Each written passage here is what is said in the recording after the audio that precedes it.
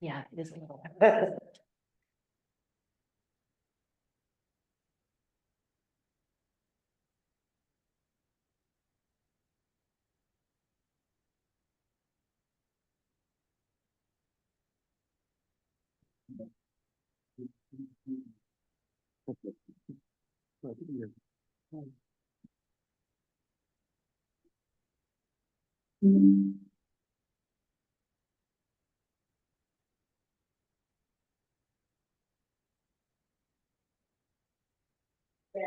Yes. No, Brandon. Brandon, can you hear me? Yes. Yeah, I can hear you. I'm promoting one person, and then Thank you you. should be good to go. I started the recording. I can hear him too. Love your voice. It was just a little too loud. So there we go. All right. Good morning, everybody. I'm Emily Cunningham. I'm the Chief of Staff at Delaware State Housing Authority.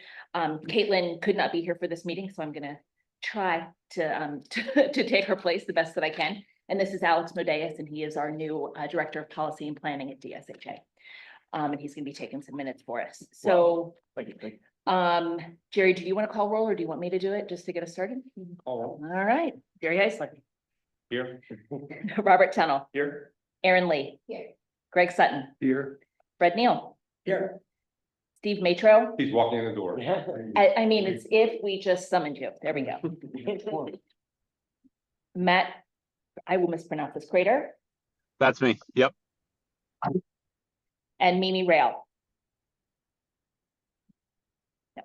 Okay. Also in attendance, we have Senator Russ Huxtable, Senator Hoffner. Anybody else that I did not introduce? Oh, I'm sorry, Brian. Brian Eng is the ombudsperson for manufactured housing from the Department of Justice. Right, okay, Aaron yesterday suggested we have him. great, I work with Brian often and Great. he's a great wealth of information and gives a different perspective. perfect. So. All love having him yours. here. Really. First of all, does anybody have anything common for us as a total group they'd like to provide us with? Minutes, I'll go to that in a second. Or I'll do the minutes first. Any comments on the minutes? Any corrections in the minutes? Yeah, I think if you could move me up to, I guess I'm a member of the subcommittee instead of in person attendee. That's all I had. Apologies for that. That's all right. Okay, Any other comments? Move for approval as amended. Pardon? Is there a second? Yes. One other issue, you can add me as a virtual attendee. Is that for last week?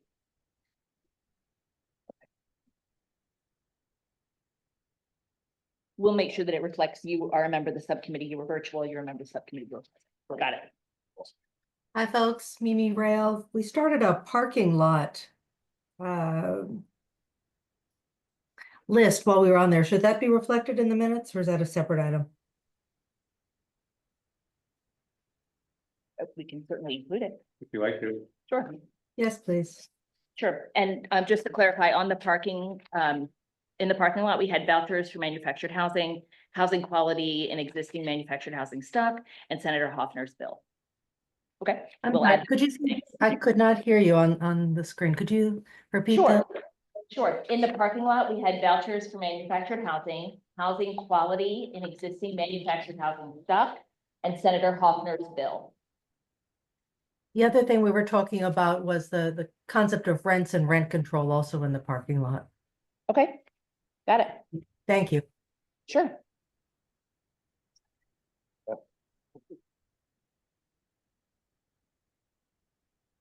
Oh, is there a second on the motion? Second.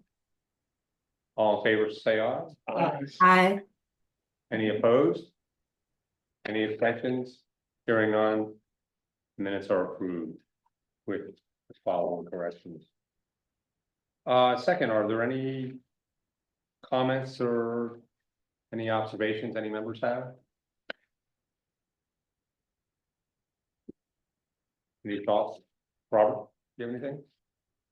Go ahead, Fred. Basically, I did send, and I hope that Caitlin would send it out, I did send it to our chairman and to Caitlin for the entire subcommittee.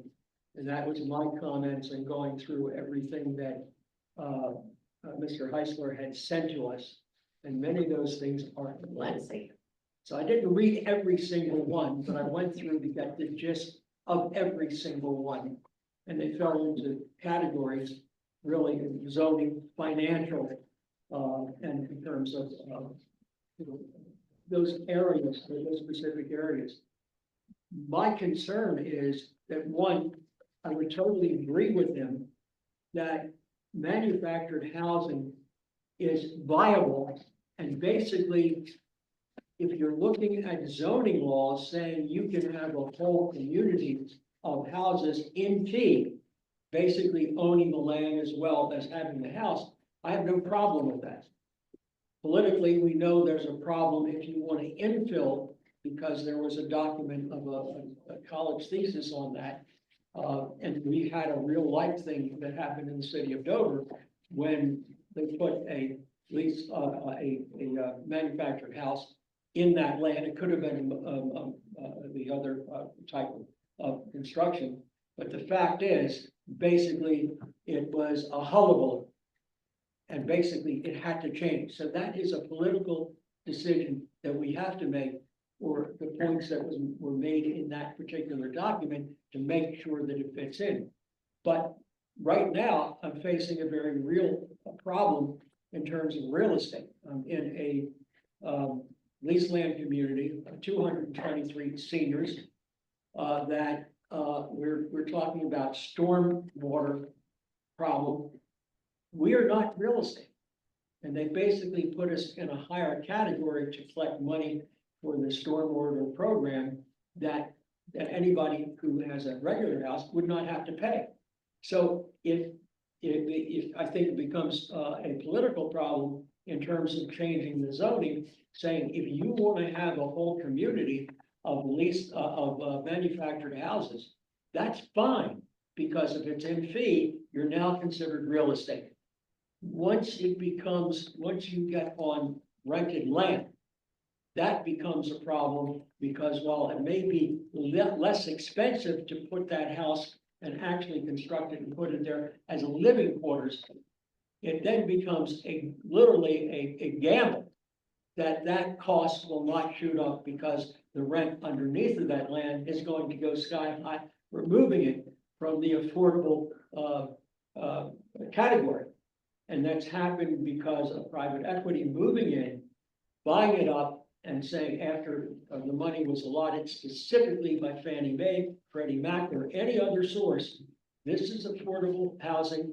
The developer comes in, once the developer sells, there's no guarantee that that house is going to remain affordable. If they own it, they're in fee, they're considered, they're assessed for private property. That's one thing. And I think that's terrific. It doesn't, there's no reason why we can't do that. What I am concerned about, if you're going to make recommendations dealing with leased land communities, then you have to have some sort of guidance, because the way the law is constructed now, it is designed to guarantee an increase based on a formula of 3.5%, but 0.5% of the CPIU. Going forward, with the idea very specifically to raise that amount to this level, which moves it away from the concept of affordable housing. It is not affordable housing if you do that. So you're going to have a segment to say, well, wait a minute, if the money was poured out for that affordable housing, it has to say that way. How do you do it? I've made a number of different suggestions, whether this body will pick that up or suggest it, but when we're coming out of here and making recommendations next year, then it has to be considered, because it's not just the question of the quality of the house. I live in one, I approve, I think it's great, but that doesn't necessarily mean it's going to be affordable, even though it's affordable, more affordable or less expensive to make it as housing. My comments. Thank you. Any others? Yes, Please. Greg Sutton from Denver. One of the things that we've been working on for the past couple of years, my staff and I, is a spreadsheet and it's recommended changes to chapter 70, because we found out that a lot of things in chapter 70 are kind of ambiguous. Some of them, I think I worked with Brian on one of them, and one of them is the definition of, and Brian can probably talk to it too. When we talk about, what constitutes a mobile home community and a tax parcel, chapter 70 never says tax parcel, it just says a parcel of land. So what we interpret for the past 20 years to mean is, if I have a mobile home community and I've got 12, I'm leasing out 12 lots. If they're on separate tax parcels, 12 separate tax parcels, then they don't fall in the number. But chapter 70 does not specifically say that. It doesn't say tax parcel, so we need to get a clarification of that. So what I'm doing is I'm working on a couple of things with the board and to present to you all at the next meeting on a spreadsheet of things that we came across that could need to be explained more in chapter 70, and one of them is those definitions. That would be fantastic. Thank you. So in just thinking about what Fred said, one of the things we have to look at is, and one of the suggestions I'll put forth at the next meeting is preserving the status quo to some extent of the people who are in the parks now. But going forward, carving out if someone leaves or a home is removed, that is just in a different universe as one concept, because one of the problems you have to look at it historically, rent control came in and more regulation started in 2002, but then really built up as we went along through 2013 when the rent justification became part of the process. But since 1989, 1990, there haven't been any new parks built. So the question is, how do we encourage people to get into the industry? How do we get more housing put in place? And how do we protect the people that are in there now? So how are they grandfathered and protected?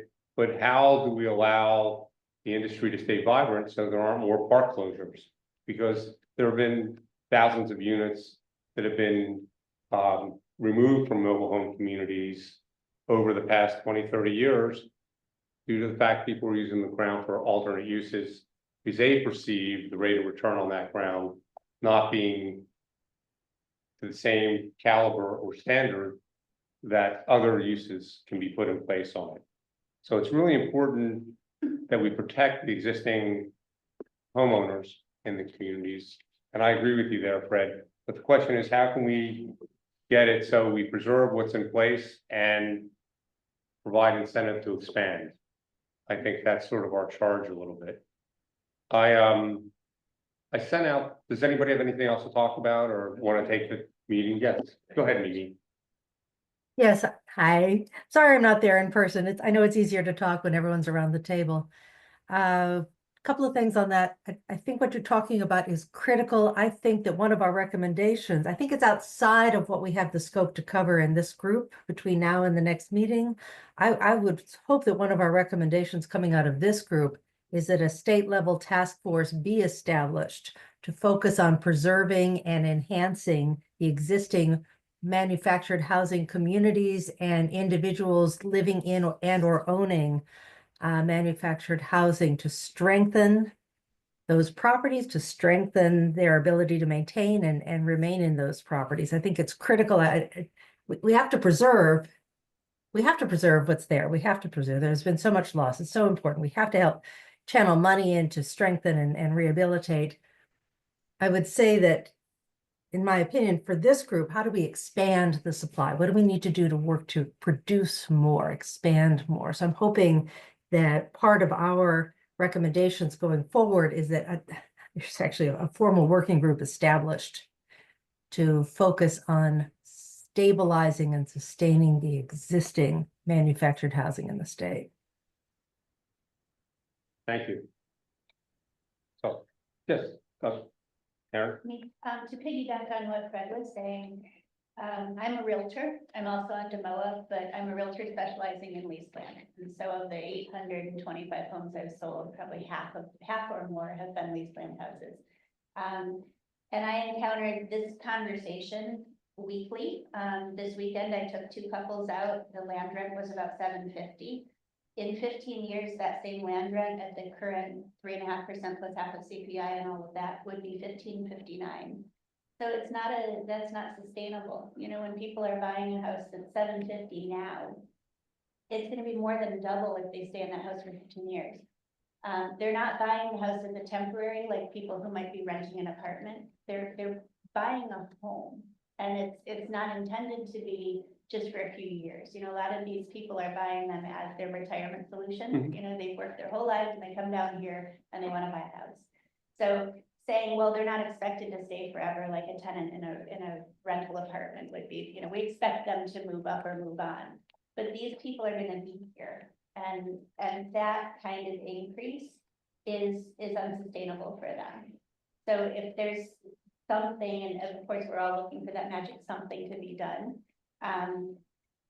where that formula has to be tweaked somehow to make it affordable for people, if we're gonna call it affordable housing.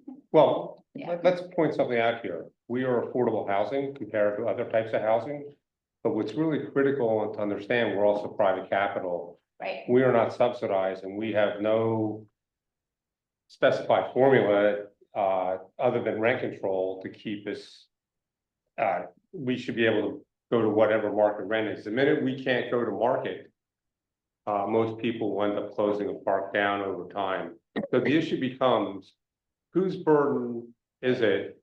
Is it society's burden? Is it the community's burden to assist these people? And by the way, this is a problem with housing in every demographic that is being challenged right now. So Yeah. it's a global program, and I actually speak to that in one of the write-ups I sent you. I can get people into a brand new DR Horton home for about the same amount that they would be paying monthly between the land rent and a mortgage on a leased land manufactured home. And I have that conversation with them weekly. This is what it's gonna cost you here in 10 years. This is what it would cost you fee simple in 10 years. Which one of these do you want? And then, oh, well, we were planning on just buying the house outright and treating the rent like a small mortgage. I said, how about treat the mortgage like a mortgage and get a mortgage? Because the rents, the way they go up is unsustainable for most people. What our rents don't go, how much do you think our rents go up a year? If you use the formula of 3.5% plus half of CPI, you're looking at about a minimum of 4.5 to 5%. I mean, And whereas, you're saying our rent's gonna double in 7 years? 15 years. 15, yeah, if you just use your calculator, put in today's rental amount, put plus 5%, hit equals for the number of years you wanna stay in that home. And it'll show you, right, the numbers, it's compound interest working against you. Because the rent is accumulated over prior year, it's not that it's the 750 plus 5% and 750 plus another 5%. No, You know, it's compounded, and that chases a lot of people out of their homes. Yeah, so many of my clients, my seller clients, are people who can't pay the rent. I have a 90-year-old right now who's working a second job at Food Lion to afford her rent increase. So- But historically, our rents haven't gone up that much. No, back when my first home here in Delaware was a single wide manufactured leased land home. And our rent was $468 a month.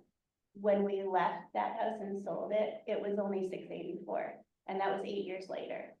So in that time period, and that was from 2014 to whenever that was, it didn't double, it didn't do any of that, but we didn't have that 3.5% plus half of CPI. But that was only 8 years. You're talking 15 years. If Yeah. it stayed 15 years, it would have doubled. Right, I mean, it's up there, and I bought it as a temporary spot because I was working here and I needed a place to live. My primary home was 4 hours away, so it made sense for me. I was one of the lucky ones who, you know, I had that option. It was a second home, but for most of my neighbors, they were primary homes. So. Go ahead.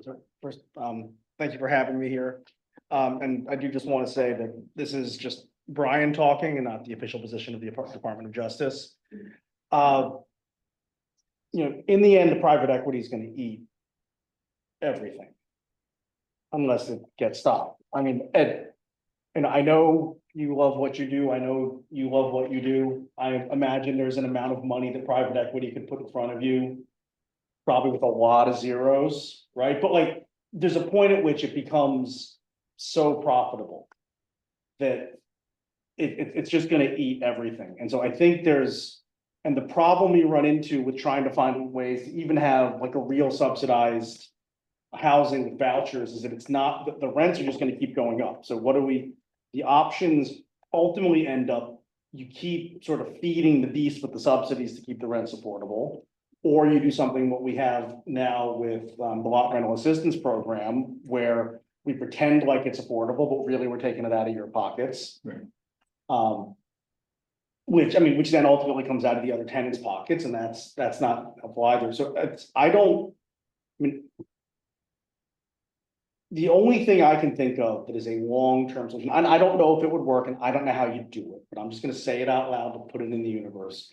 Is if you either A, find ways to make it a whole lot easier for the tenants to buy the home, which I don't know that you can ever do, because no matter how much you incentivize it, I don't see how a tenant group is ever gonna be able to get the same rates as a private equity firm. Like, they can't get them. The other option is either public ownership or some sort of, or maybe setting up something like a land trust. Where, you know, when a community owner wants to sell their property, they've got good incentives to, you know, so they get to make, you know, they get to make more money on the way out. But then the property can be operated as a nonprofit or via a nonprofit. And then there's a couple, you know, then the devil's in the details, and then there's, well, long-term, do you want to just sort of have a nonprofit run these? Or, I mean, potentially it could be the state, but, or, you know, I like nonprofits. I grew up in the nonprofit world. And then does that just go on in perpetuity? Do you do something like where you take time where the community rents pay back the nonprofit, and during that time, tenants are being trained how to own their own community, and eventually they get to buy it out and own it themselves, and then the money goes to buy the next one. I mean, I think, you know, I think long-term, I don't know what else really fixes it. I mean, and I don't know that this fixes it either. Because at the end, right, at some point, there's just, you can make more money doing something else. But, you know, and so. Well, the bigger problem is you're addressing the current situation. Yeah. The question is, how do you expand the supply? That's what we're really here to discuss. The current marketplace for manufactured housing is in rent control. So the net result of rent control, I have an article to hand out to everybody, if you didn't see it yesterday. Yes. Is that all of a sudden, it's by the Federal Reserve, St. Louis, they're just documenting data out there, is that you get a smaller universe of housing. Rent control reduces the housing stock. That's all that happens over time. So now our housing stock's gonna shrink. How do we reverse that from happening? One way is to get rid of rent control. The problem is, if you go to a market rate based housing system, it's gonna follow what other housing's doing. And that's what's happening. That is, all different types of housing compete against all different types of housing. Apartments compete against ownership housing and so on. So as a result, we substitute housing with one another. If one's really cheap, people run into that type of housing. So the net result is, that's why manufactured housing is so attractive, because its ongoing rate is less than what the market is. That's why the price of manufactured housing units are above the blue book or any type of normal appraised value now, because our rents are below market. So the net result is, nobody's going to go into that business. You have to make it market rate for people to go into. It's basic economics. So unless we're going to focus on that aspect of it, we're never going to expand the housing supply of manufactured housing. That's a fact, except for pure ownership, where the chattel is placed on the ground. So unless we can get over that threshold, there's going to be a bigger problem there. So the net result, yes. Can you share just briefly how market rent is derived? How do you come up with that number? Because we saw rents, and I'm Sussex County, and that's where I am, but we saw rents go from the 400s and 500s to having market rents that were more like $850 and $950. So how do you determine that market rent when nothing in that park had ever been rented before at that price? Well, the snarky answer is, it's what the market can support. Okay. You know, if I raise rents to $2,000, not in his communities, His communities have a lot of amenities though. No, I'm just saying, but I'm not talking about a resort community. But we use a bunch of different ways that we determine market. It is, what you can price a new lot at and somebody that comes in and buys a house on that lot. Right. There's also, all the statistics, like we have a whole GIS system with every lot's mapped. I've got attributes of every lot. Does it have a dock on it? Is it wooded? Is it not?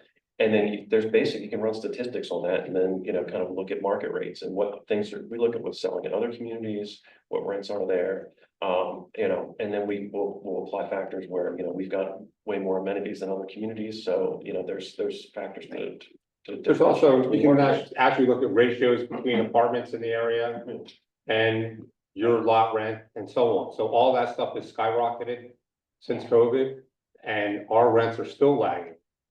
The other way is to just look at the housing index and see how we perform to that.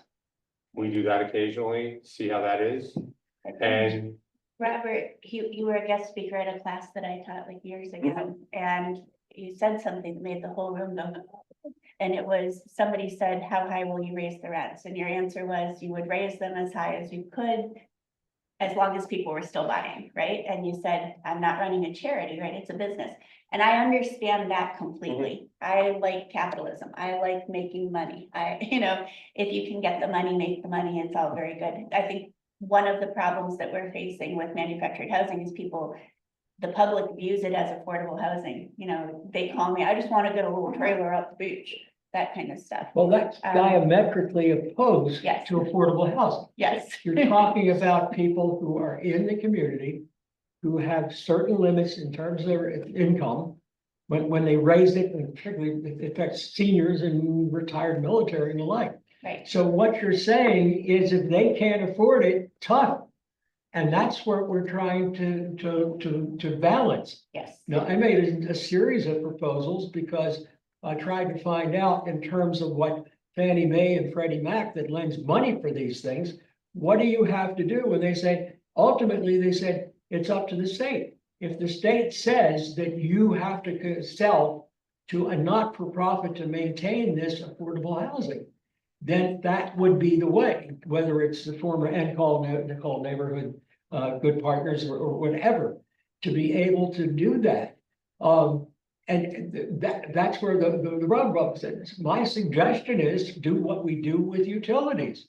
What do you do with utilities? Utilities, basically, what are you spending? What are the costs? And that's how you figure it out what you're going to do. How many management companies do they have? How many administrative costs do they have? That represented 16% of this. The worst part about it is the double billing. We paid off for the first developer who got the money from Fannie Mae. Now we're paying over $600,000 to pay off the second mortgage that we got nothing for. So if you see how much you're spending, that would encourage somebody who is not maintaining the community to maintain the community. You have the oversight. We don't have any oversight, so you can do anything you want with the money. So you're looking at the value of your property that is just opposite of what affordable housing is about. So you got to get affordable housing. You're going to have to do something there. I'm gonna switch topics, but we're not really focused on the future. We're focused on what's here now. And we can talk about utilities as a way of solving it or anything else for hours. I think we need to, I want to refocus it to what's here now. Did anybody look at the stuff I sent out yesterday? I did. By some chance? But one other comment, it's not just about the rent. If you can sell a house like pre-COVID, like 2019, our average pre-owned home sale was probably somewhere in 65,000-70,000. Correct. Now it's 165,000+ average. So that's doubled in a couple of years. So you can't blame it affordability on the rent without talking about the giant increases in home values and what they're selling. The other thing is you can't confuse the resort market with the blue collar market. Exactly. I just want to add one thing to it, and it's something we had a board meeting, something called the lot rent assistance program. And now with HB 212, it adds something to that Denver has to do. We didn't know we had to do it, but now we have to implement them. Correct. And so does the bus push. So what it was saying then is, so with HB 212, we're saying about flat rent. You, because they thought about when two senior people get older and when one person dies, they got only one income. So the solution is, they're gonna put it back on the owners. That person has to be eligible for flat rent assistance, but it comes out of their pocket, the owner's pocket. Now you got Demra, we have to create a form, all right? To, I guess it's like, to, have the, both people, make sure they go to due diligence. And oh, by the way, the DOJ, on both person, every year now has to have on road show. 2 times a year to all 3 counties, talk to residents about flat rent assistance program, that's in that, but again, the key thing though, is for affordability is what we didn't realize is. As people get older, one spouse is gonna may pass away, another person would own 2 incomes, and now they're on 1 income. But look at the owner's point of view is who's paying, he's gotta reduce their rent, their lot rent. But the government is not giving them any money to make up for that loss. So it's a balancing act, and I think it has unintended consequences. But we are forced with creating a system, our demo is a way of tracking it. How many people this year apply for lot rent assistance? We keep the records on it. If your income's 30%, are you eligible for it for a lot rent assistance? So we have the criteria is got to be really defined in chapter 7. Well, and as Rob was saying, these homes and this is just leased land, owned land, fee simple, that I think is where the solutions probably are, more in that than in manufactured leased land. Because you're right, it's your right to make a profit on your investment, and it's run like a business. And I think that, as you were saying, flies in the face of affordability because it just is, it's a business. But the people who are buying at these inflated prices, they're coming from New York and New Jersey, and they're used to paying 12,000 property taxes. So what's 1,200 in land rent? At least they're getting a water view. You know, they're getting this amazing. So those people aren't part of the affordability problem. They have no problem affording it. The second homeowners, and that's a lot of who's taking over our parks right now. Yeah, but moving forward, when Brian was talking about kind of land trusts and the nonprofit side, unless it was resident owned, even if you had a land trust and a nonprofit, they're still subject to the rent justification. Well, you could. You could, so I'm just thinking that may be something. That we have to think about. Resident owner, not subject to that. No, but if it's a nonprofit that is running it or something like that, that wouldn't be resident owned. No, it wouldn't, yeah. So that might be something we want to look at, because if you wanted somebody like Habitat for Humanity to start a community, they're gonna be subject to rent justification, and they're gonna have to subsidize rents and all this stuff. Yeah, and that's Under the state formula, so that may be something that, you know, we would want to look at, is there a way to kind of facilitate that type of. Yeah, it would, honestly, there's a, you know, something like land trusts where you have an opportunity would be, I mean, that's my personal little, like, the thing I dream about as I doze off at night. But it would be, I mean, yeah, it would require all sorts of changes all over, it'd be complicated. And I do just want to say, I'm really glad the version of HB 212 that had me going to 170 in 90 calendar days didn't pass. You can thank me. Yeah, thank you. Yes, I love that original. So 170 meetings and 90 calendar days. That's what we couldn't raise rent. Wow. Yeah. So what I did was, I'm gonna come out with about 15 or 20 more of these before the next meeting, at least 15. Ideas of legislation that may pass, and this is the Fred Neal. 101 is Fred Neal's legislation. So what happened was, when Fred told me the story that they were trying to buy their community, they could never come up with the equity to make it happen. Beyond a certain amount. Now, right, so the net result was, well, let's get the state to help them out. The state would end up setting aside some money, either through Department of Housing or some other means, that would be invested at a very low interest as an equity plug for communities, and then they would pay it back over time. Very simple. The state's not gonna become a landowner. No, they're gonna lend them the money and have a lien against it. In 2017, between 2015 and 17, Just a we were thought. able to cobble together $11 million Department of Housing. for a community of 223 seniors, financed originally by Fannie Mae. You make an offer under the right of first offer. it was not sold, we could not extend the law to go beyond the 2 years politically. So they could have sold below what we had offered if they just wanted to. We could not buy it above 6% regardless. It went into 2017. We were not able to increase the amount that Rock USA was able to finance for it. They were purchased it for $16 million, exactly 5 million over and above what it was.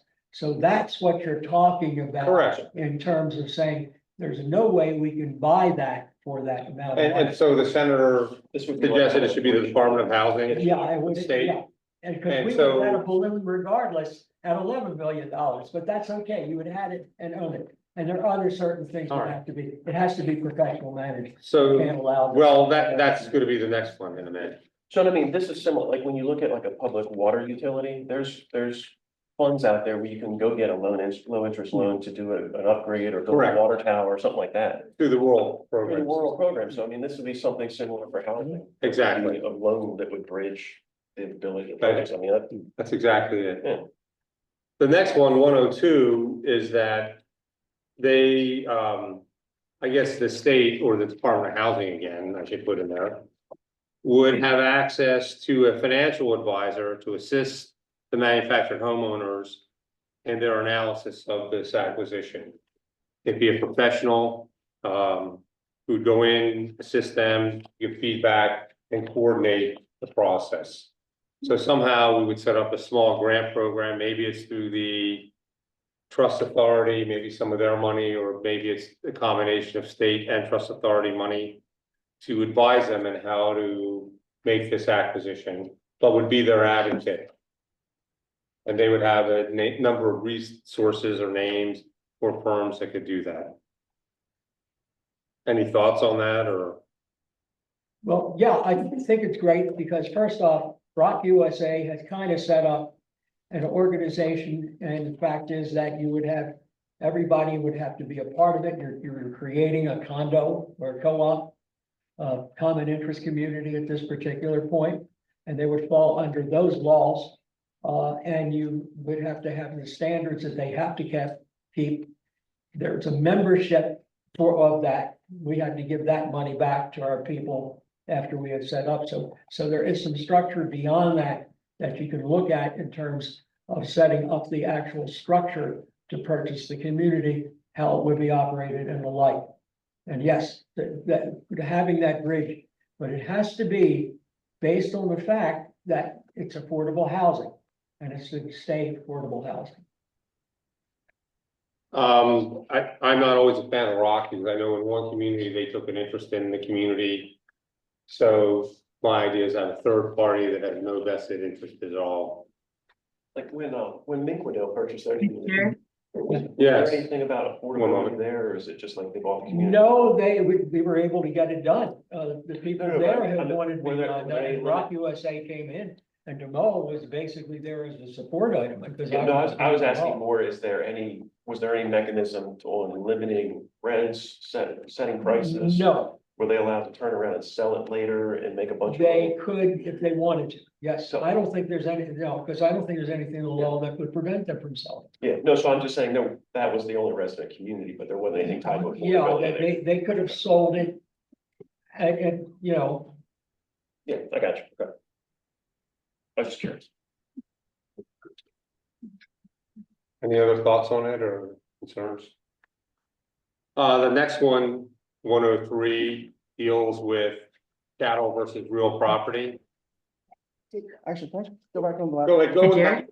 So Yes, I'm sorry, Mimi, but Brian, and then I'll get to you. we already have a program that provides legal services to tenants and manufactured homes through HB 46, and it gets paid for by the tenants through that, 50 cents a month, nobody misses it.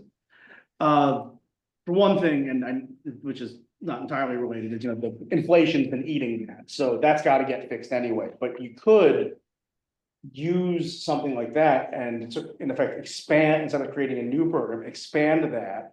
You'd have to raise more money and then have and then have a contract for somebody to provide financial services as well. You could use the existing structure. And we would, again, it would require more money, but you would have, just like, right now, and I'm not saying it needs to run through the DOJ, which HB 46 does. We have a contract and then legal services get provided. You could do something similar where the contract, you could even do, in theory, you could do one contract and then let it be subcontracted underneath to do the two separate sides. But you can use an existing structure instead of creating something. Can I skew you now? Can I really mess you up? Sure. So I proposed a bill that would actually get rid of that 50 cents fee, because the rental tenants get their tenant representation paid for by the state, where you guys make the manufactured home tenants pay their own representation. I am sure that, I am not a manufactured home tenant. I am sure they would be happy for the General Assembly to fund it, but, So what basically the tenant representation bill yeah. for non-manufactured is paid for by the states, but manufactured housing pays 50 cents a month per unit for their own representation. And I've complained for years that that's not fair.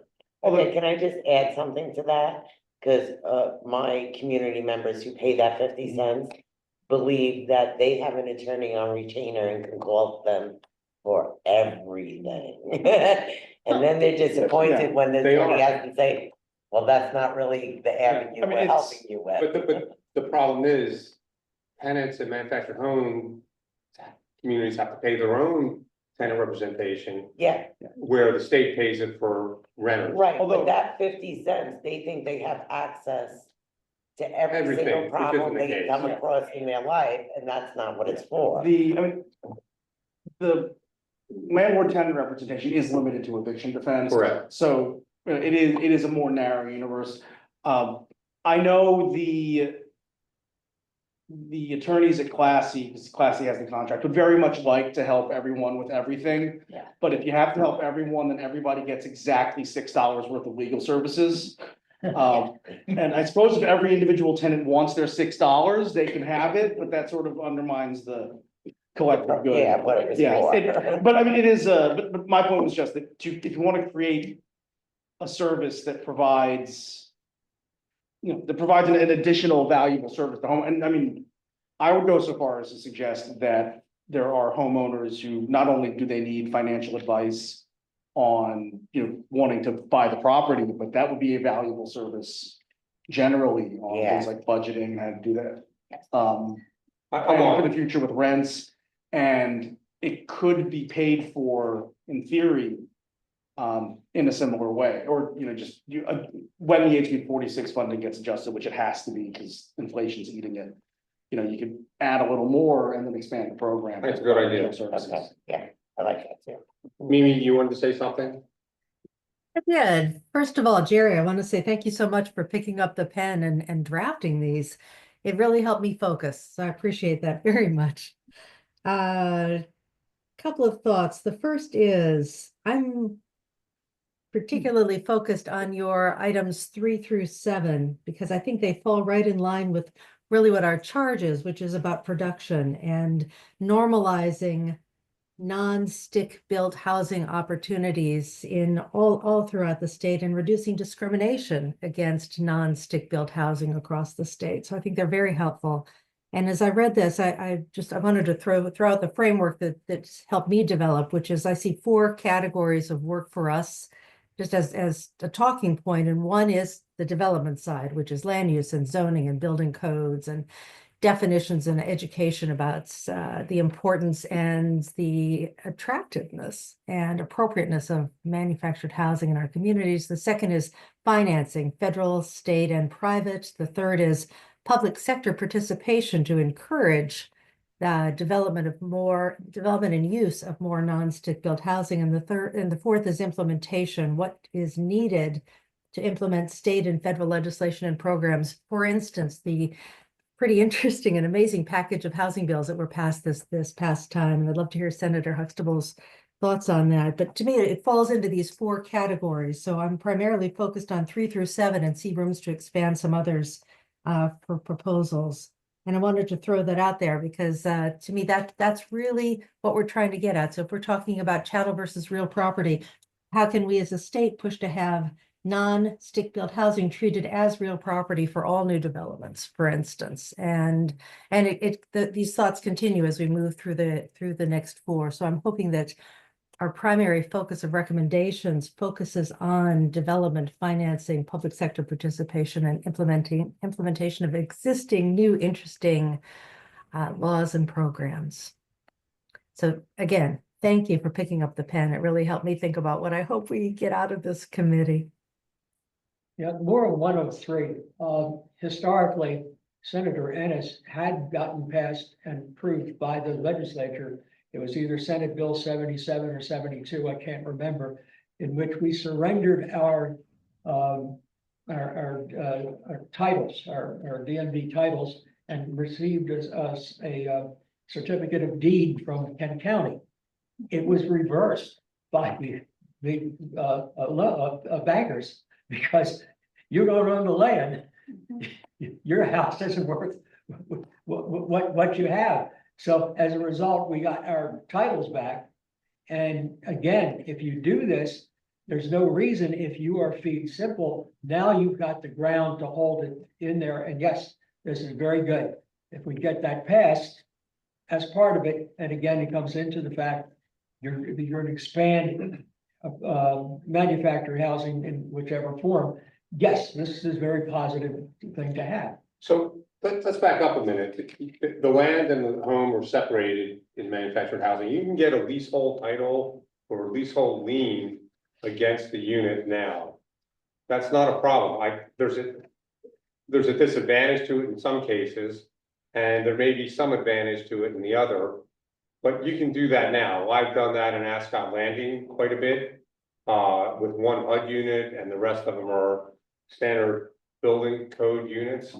The real hassle is you now have to go to the recorder of deeds to change the title. Robert does it in Baywood, correct?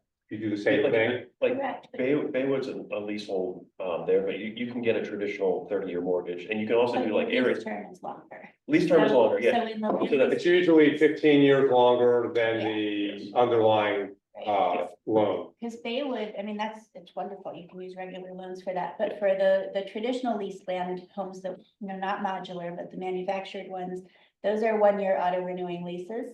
And my understanding is to get. I did 40-year traditional- leases in Yeah. Ascot So Landing. that You would, did 40. Yes, So and- we'd have to do something with so that. if you too. had the availability for this type of program, then I would assume community owners would figure out how to do a How to longer do term that. lease to then get people to qualify. Gotcha. Yeah. Yeah, And 'cause that there's- seems critical. I'm sorry, but that seems critical as a direction for us, push toward leasehold property so everyone can avail themselves of lower interest rate financing. The problem is I don't want to do that. You want to ask me why, correct? Actually, I can't tell who's speaking on this from I this. am Jerry Heisler. Hey, And you Jerry. asked me why I don't want to do that. The reason I don't want to do that, I now have a 40-year economic liability.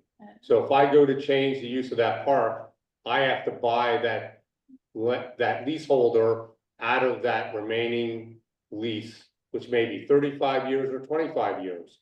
My property's encumbered. So I'm talking about production, so new stuff.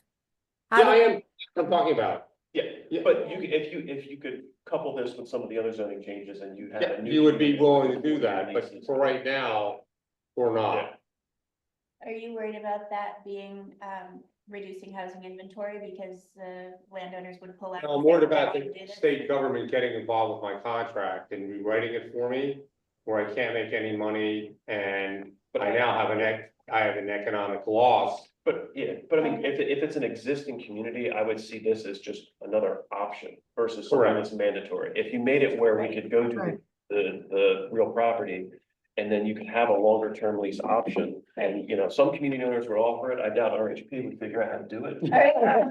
Thank you. So I think it would be the option, and you would probably pick, the communities we have are gonna be there forever. It's not like, some of the ones here, I mean, Dover, I mean, one of them turned into mini storage because that was a better use. So I mean, Right. places like that, I don't think would take that option, but I think if you had it as another tool to use and not make it completely mandatory. By the way, manufactured park communities would not close down if we could keep our rents to market. And that's a really critical fact. Well, Go ahead. so long-term leases also, I mean, I was having a conversation with, years and years ago, with a former state legislator who said he had wanted to, at one point tried to introduce a bill that would basically prohibit any lease that was shorter than the expected life of the home. The theory being that you'd have, and I'm not suggesting that we do, but his theory was that, because then you have certainty. And so while I certainly wouldn't advocate for that being a mandate, long-term leases, if you know what your rent's gonna, even if it goes up, right? Like, if you know what it's gonna be in 20 years, if you know what it's gonna be in 30 years, that's a fundamentally different place to be in. I mean, one of the nice things with a 30-year mortgage is that you know what it's gonna be. I mean, it's also nice that generally it's gonna be the same for the 30 years, but it's that you know what it's gonna be. And so, moving to more longer-term leases so that people have some sense of security in the long term is like it would be that is a game changer for. But 40% of our leases are 3 to 5 year leases. And Robert does the same thing as well. But mine are all 12 years. 12 years. That's it.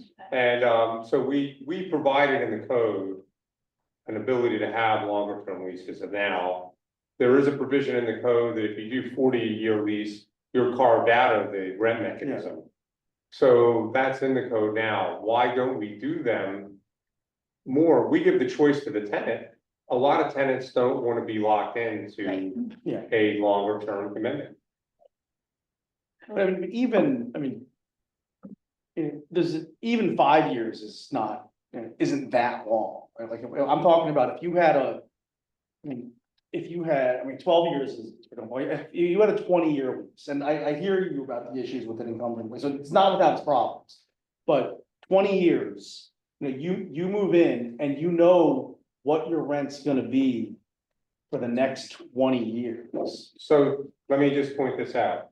Robert has 12-year leases. People eat those up left and right. They want to be in 12 years. People in Newcastle County, when we offer 3 and 5 years, which is a more popular lease? Anybody want to take a guess? 3. Do they Not five. understand Different what they're area. getting? They want to move it. They want that flexibility. Yeah. So it's just a matter of But a person's choice. We don't incentivize it either. But the leases will still terminate upon sale of the home or transfer upon sale of the home. So it's not like Correct. you're not really locked in anyway. Right. But they don't perceive it that way. So it's a perception problem because, I mean, going back to my experience. Well, with we had a 1 year and then we were offered a 10-year and everybody in the community they were so afraid of the 10-year. Like, oh, this is bad. The landlord's trying to pull something over on us. Don't sign it. Don't sign it. There was like mass confusion. And when we found out that all that 10-year was doing was locking in a rate of increase, 2.5% to 5% for 10 years. You can still sell, you can still do whatever you want to do in those 10 years. It wasn't locking anybody to anything except a predictable increase. But I have a question about this. All right, let's say we do a 20-year lease. The person's 60 years old when they move in. Now, when they're 80 years old, the lease is up. How much is their rent going up? Well, that is, so the Market one- rate. Yeah, I mean, that's always gonna be the problem. There is one theory with, and again, I'm not ascribed to this theory, but there is one theory that says manufactured homes have an expected life.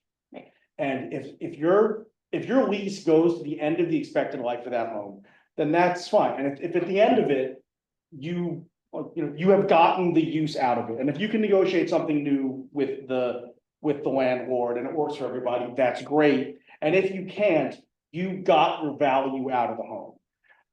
Because it is now at the end of its expected life. Now, that's not, I think, realistic in a lot of cases. So, I mean, there are fundamental problems with leased land that I think you just can't. Because you're gonna have the 80-year-old, it's gonna be 20 years, and I gotta tell you, if it's one of these two gentlemen as my landlord, I don't know that I'm that worried about it, if Right. it's our dear friends Uh-huh. who shall not be named. I think I'm absolutely terrified. So, like Yeah. in our 12-year leases, at the end of the 12 years, it renews under the same terms and conditions and formula. The only thing that may change is the legislature's passed a new formula that Yeah. goes in there. So it's under the same terms and conditions, and we historically in the 80s and early 90s, we had 20-year leases. And there was resistance to that length at that time, and so we backed it down to where we had 15 and then down to 12, and that seemed to be a comfort. But I mean, we haven't adjusted that since probably 1990.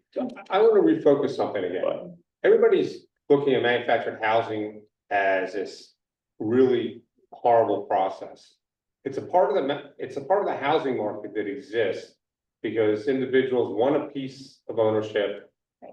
But they realize they don't have enough money in many cases to afford the land, and this is a way to get that. In our marketplace today, manufactured housing is actually appraising, not reducing in price. We've seen great appreciation in the last couple of years. Incredible, 4 and 5x. Not in just the beach area, but up in Newcastle County. If we get rid of this type of housing, that, we go to land trust and whatever else, you're not gonna see any more of this housing. It's gonna shrink down, and you're gonna be left with a gap in the marketplace where there's not gonna be an opportunity for it. It's more affordable housing. It doesn't say that we are the affordable housing source, but we're being made to incur costs such as rental assistance programs and so on. So the net result is the more burden we get, the less opportunity there is, and the less housing is going to be out there. And we see that in the statistics. So the real bottom line is, how are we going to increase the housing stock? This is a really great resource and an easy way to get housing in place. 60 days, you're gonna have a unit in the marketplace. Right. In place, somebody living in it, with that much permitting requirement. We're not taking advantage of it. How are we gonna take advantage of it? That's the question. And we can do it on land. We can do it on rented land, fee simple land, all different types. So that's what really the focus is here now, and not so much existing problems. Yeah, well, as far as, I gotta tell you, I think it's completely nuts that you could take, there are places where you can't, because of the zoning. You can't put a manufactured home, but you could build the exact same thing. I know technically it's a different standard, but it's a practical matter. Yeah, that's just, But that's what the that's- next set of laws are about, so. let's The fix that. All right, Right? so Yeah. if you take this with 104, because it sort of has to go concurrent, we want the ability to place on permanent foundations on a fee simple lot. Period, that there would be a state law superseding any local jurisdictional law that prohibits manufactured housing on fee simple ground. However, the however is that if that's done, there has to be some type of architectural consideration in that subdivision area, especially if it's infill. So it meets the same architectural presence. So it would have to be concurrent type situation there. Could you do something where, in effect, that basically you can't exclude it because it's manufactured? If a home is just sitting there, right, it's built and so, maybe you guys can tell just by looking, but if you've got a home that's permanently installed on a foundation, most people couldn't tell you whether it got moved in on a truck or whether it got built on site. And so is there a way to write it so that basically, yeah, you get to have your architectural considerations, if every home in the community has to be at least 2,000 square feet, then it's gotta be at least 2,000 square, but that you can't make your rules such that whether it is a manufactured home or not determines whether it's allowed. The type of construction should not be the consideration whether it's HUD or International Yeah. Building Code. However, there's a paper you'll see that you haven't read because you got them yesterday. It talks about, it's a master's thesis, and it talks about the architectural presentation of the unit. It should have the same architectural characteristics as the houses around it. But my point is, So that's something that can be made. Yeah. It's something that, right, but if you have, if you have an HOA, right, your HOA, they get to set some rules about what you get to put on your lot. But there are limits to those rules. And So So in my theory of this, it should be the county that makes the determination of the architectural presence, not the HOA committee. Because the HOA committee is not a trained architectural observer, where the county is. right, but if there's no HOA, if it's just a lot that's in the county, There wouldn't be a standard to well, that's, adhere to. right, so. Right, so we're only talking about, if I have this right, lots that are in. like an HOA. Until. Right, but in a community with an HOA where they've No, got. in any community, so if you were putting in a North Wilmington and something that had some type of historic architectural presence. You would have to meet, you know, a 20-foot size lot, whatever the standard architectural consideration, a brick face on the front of it, Right. colonial windows and so on. But let's say I just own that lot. Who's enforcing that if I'm just building a stick-built home? That's The my, architect, well, Well, yeah, whoever you go to get the permit to put it on there, they tell you no. It's the building department, right? It's a building. Building. Right. Right, One well, thing I want to do is, deed and I would restriction, like that, this expanded to modular homes, because I know like Winding Creek Village down our way, yeah. they don't even allow modular homes. That's deed yeah, restricted out. See, I really object to that. That to me is a perfect use of our committee. If you don't have some type of architectural continuity to it, you end up, when you go to New Mexico, you get $4 million homes, and then you see a mobile home single wide, Yeah. and it looks really, really. Yeah, Well, no, I get the issue, but my point is that separate from that it's a mobile home single wide, if it's just whatever is gonna stop someone from building the tiny, the stick-built equivalent of a single wide, right? Correct.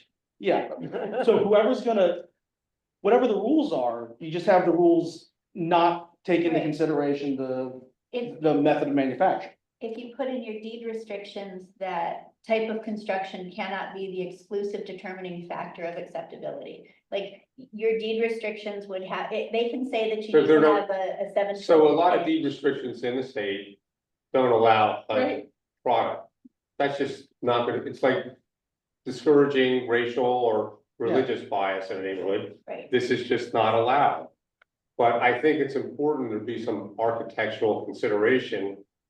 And the county has that authority within reason. Otherwise, you're gonna end up getting some really weird things out there, and it should be a new home, Yeah. not a used home. But as long as it's the same authority they're exercising if the house were stick-built, right, like it's.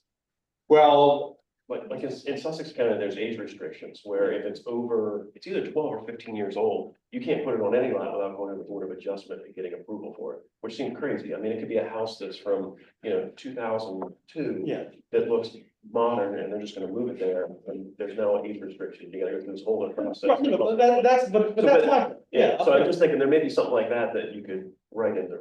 Yeah, but I think there has, Brian, my own opinion is politically, I think if you start putting up single wides throughout an establishment, you're gonna have a lot of problems. you could. I think you have to have an architectural presence that's consistent with the community. No, I hear you, and I agree with you, but my point is that the rules that are going to be enforced are gonna be the same rules that they would enforce On any type of. on any type of property, yeah. So that I think it's less of a. I agree with you, and I think it's less complicated than. I don't know that it's complicated, but what I'm scared of is that if it ends up looking like a mobile home, we're gonna end up having a problem with the law and it's not gonna work.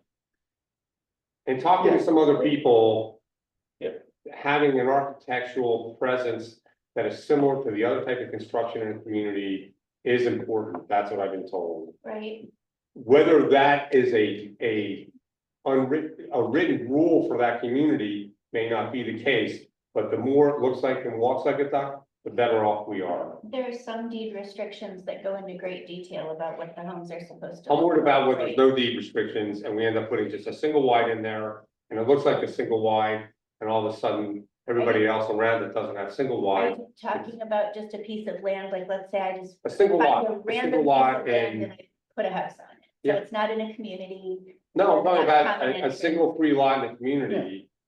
And they're nice 1960 homes And then around could it. you say And I that- pop a single wide in there because there's no deed restrictions in it, and all of a sudden, that's problematic to Yeah, me. but if there's no deed restrictions, if there's no if I could build whatever I want on that lot, if I'm stick building it, then why can't I do that if I'm bringing a manufactured home? If I can, Exactly that. if I can build if I can build that single wide. Yeah, and I'm all for that, except your politicians down here will last about 60 seconds. They'll be incinerated. They'll be incinerated beyond belief. How does a single wide That's affect fair. the value of the homes that it's surrounding? Pardon? So how does the single wide plopped into McMansions Nobody wants to live affect next. the value of the homes around it? Because that's one of the things that you're going to face politically, as people say. I'm not talking about that. I don't want to get the valuation. So I'm just I talking think in about, terms- I think if you're going to do it, it's going to have to fit in with the feel, the look of the neighborhood. of the surrounding neighborhood, and that's the It only, has to be. thank you for saying that. But aren't we then still discouraging the use of the manufactured home? No. Because I wanna bring, like, I got a nice piece of property, I wanna put a small manufactured home on it. And they tell me, well, you can't, because the home you wanna put on doesn't, there's no deed restrictions, but the county's gonna say no. Because all the homes around here have nice brick facings, and you have to have a nice brick facing, so I say, okay. So I'm just gonna build that home instead, I'm just gonna stick build, I got the money and I'm mean, So, so I'm gonna build a stick built home. Which is not gonna have that brick front, because there's no deed restrictions to make me do it. I have people doing that right now. Downtown Lewis, there are 2 lots that were 30 feet wide by 200. The only thing that could fit on that lot was a 14-foot home, 15-foot home because of setbacks. So they had lived in a single wide home for the last few years and said, you know what, we can live in that space, so we're gonna have an architect design a single wide stick built home. And that's what they're building on the lot, and it got approved by the city. Can I say a lot of this conversation is kind of drafting legislation that we haven't agreed on yet? And maybe we should kind of move beyond the details. I would agree. So everybody, pretty much. So that 104 is about the architectural standards piece. I would ask everybody to read that master's thesis. It's pretty interesting and gives some insight into it.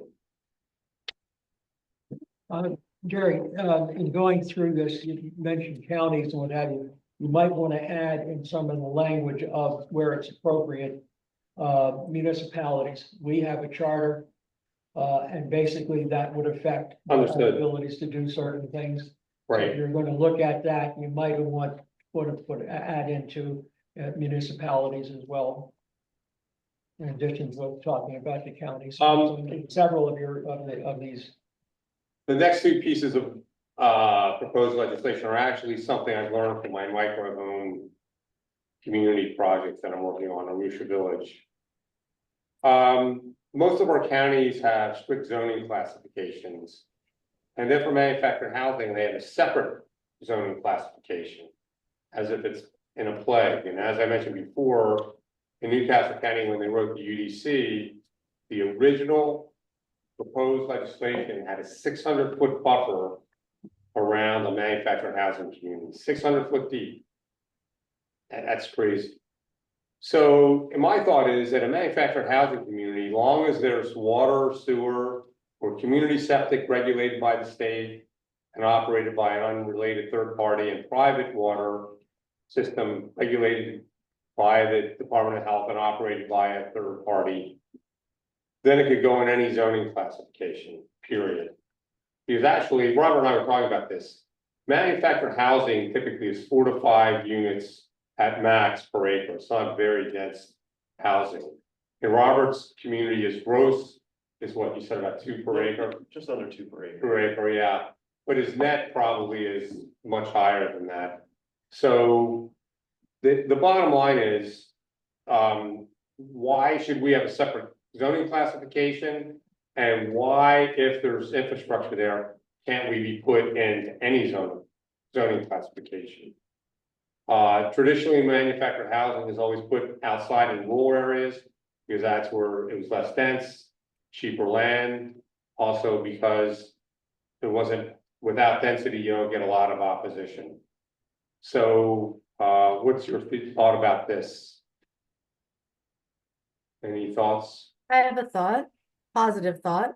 I think it's really important that everything we do moves toward having folks treat manufactured housing, modular housing, factory-built housing, all three equitably, like a stick-built subdivision or a stick-built single-family lot.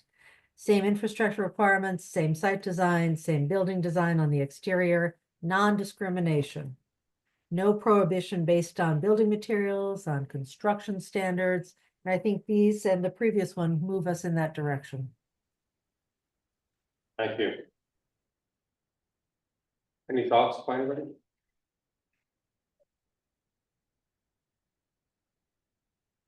I think there's agreement. I think politically, this is probably harder even than the last one we discussed.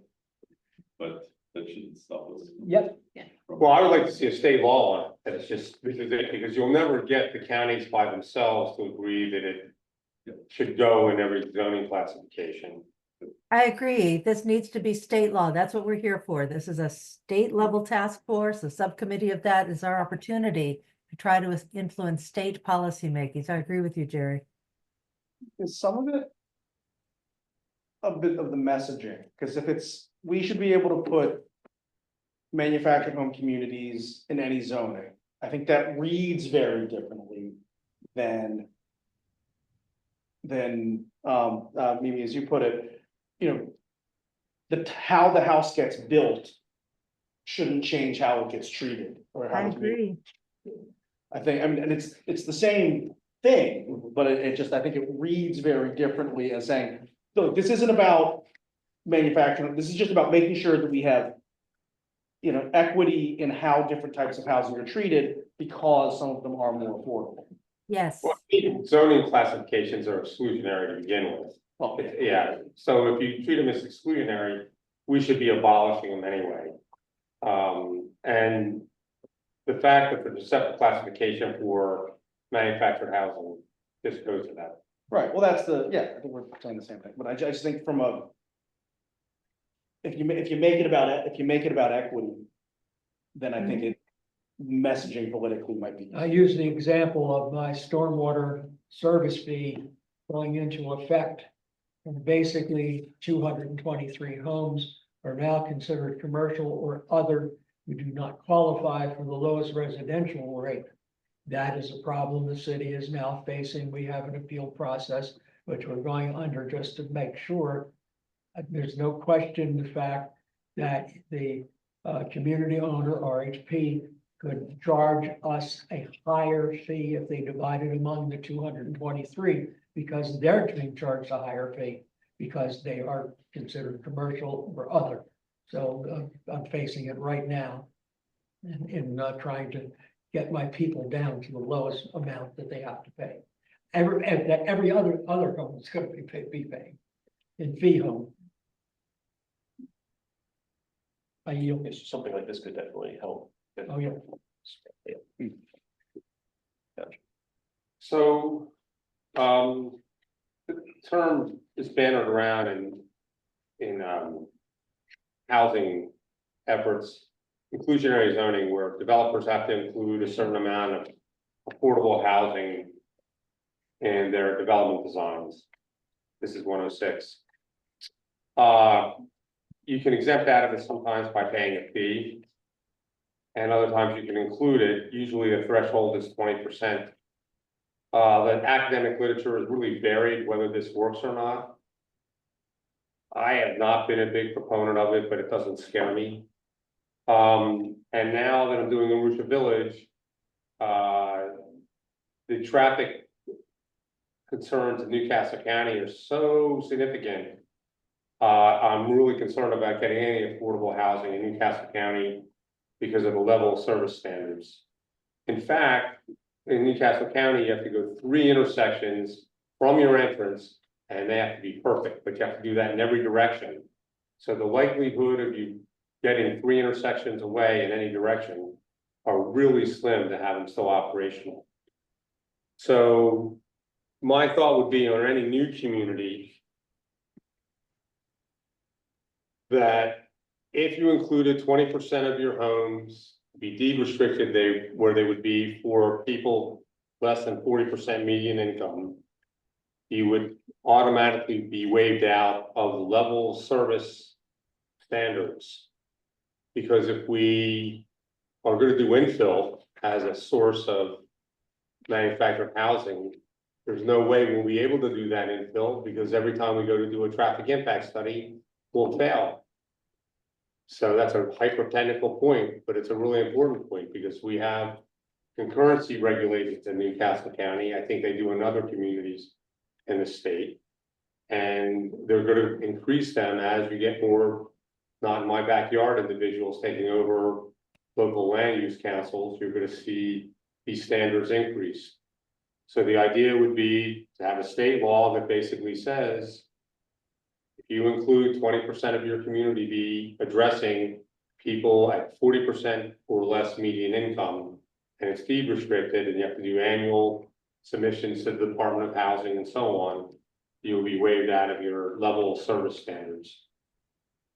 Any thoughts on that? Have one. Yes.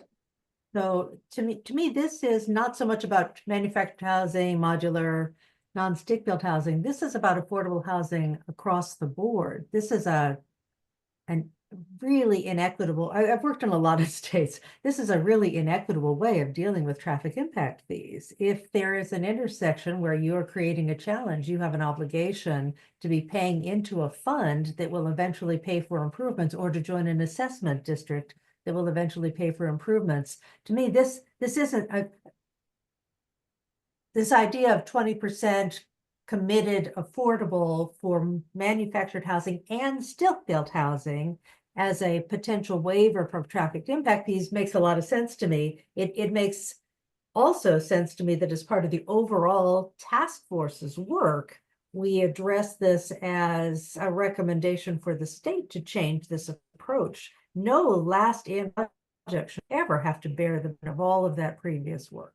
It's not an acceptable way of doing things in other states, and I'd like to see it shift here in Delaware if this is indeed the case for projects throughout the state. What's happening, Mimi, is that the last developer in who fails the intersection has to pay for all the prior development that occurs. I understand what you're saying, Jerry. I think there's an issue with the system. It should be a broad subcommittee recommendation, not just our manufactured housing group. I mean, this I is a agree, but the problem is, This is an this infrastructure is a funding big problem, and this is one of the reasons affordable housing, and we're about affordable housing, is gonna fail. Because we're not gonna be able to put any in at all, because no affordable housing subdivision can afford these type of improvements. So I'm thinking this is the kind of recommendation that isn't so much about manufactured housing, however we're defining it. This is a recommendation from our subcommittee for the greater committee to say this is a serious issue of infrastructure funding that shouldn't be falling on the last in community because it's affecting affordable housing, whatever style of development. I'm not opposed to this idea. What I'm saying is this is bigger than just for manufactured housing. If this is how this works in the state, this needs to be addressed. There's none of this last in, you pay the full load. This is This is how most of the processes in the state work with the development. Like if you're kind of one of the last people in that area, you're paying for everything, all improvements, whatever it is, DelDOT on down the road. And as a production task force. I'm sorry, go ahead.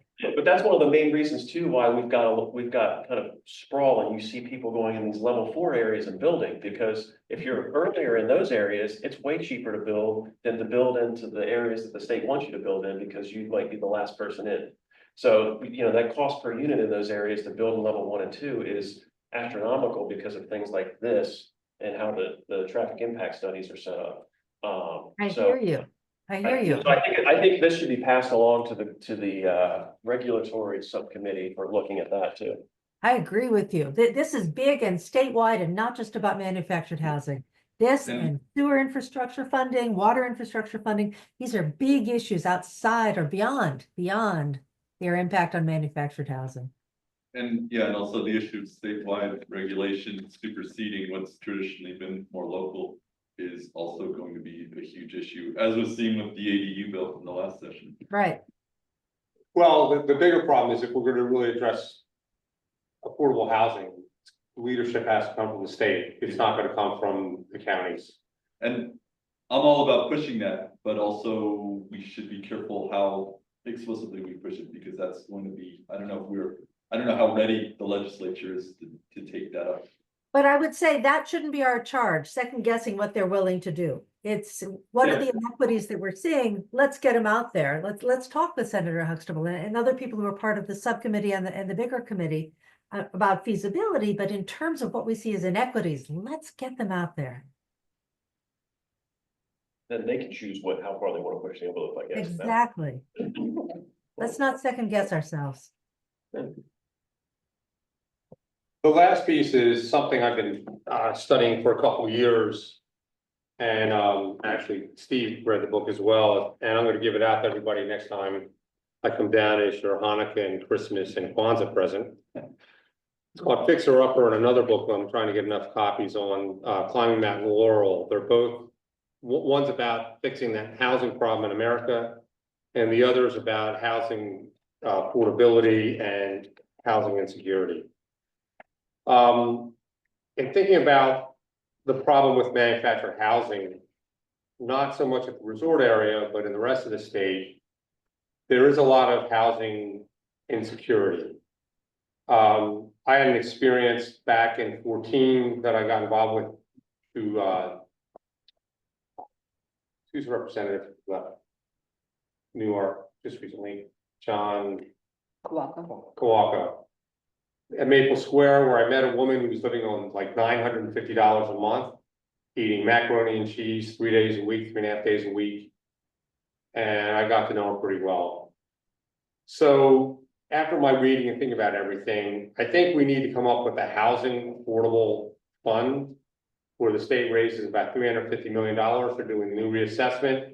Every asset in the state, every property in the state would be would pay something into the fund, whether it's a church, a university, Terry Heisler's house, whatever it is. And then the state would contribute another $150 million, and part of that $300 million would be used for grants to build communities that are affordable, and the rest would be used for vouchers. Whether rents go up 1% a year for people living in manufactured housing communities or 3% a year, the people, and Greg knows this, there are a lot of people really stressed. They just can't do it. And we need to do something to help that out. And by the way, a new community, if it's built, if they have those people in there, are going to need the same help, especially if it's addressing affordable housing. So we need to bridge this gap, and maybe this isn't so much pure manufactured housing as much the rest of the state. I think it's important we make a statement of how to assist these people and get vouchers into their hands, because they're not going to make it, and we're going to have more homelessness if we don't address it.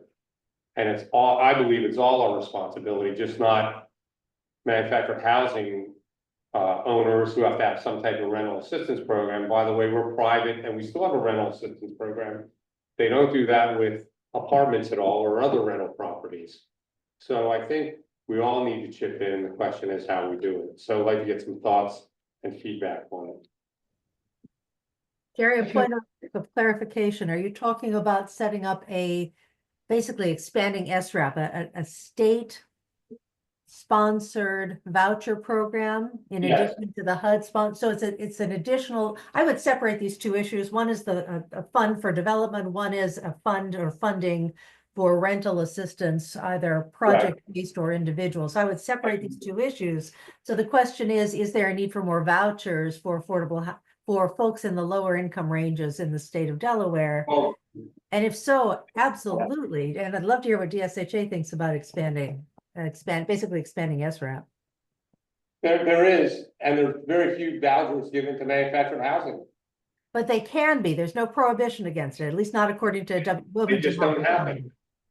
Yeah, I mean, could we use more vouchers? Yes, but you have to have places for people to live in order for the vouchers to work. Well, people who inquire about them get turned away now, manufactured housing, because I've had people call up. Through SRAP? Yeah.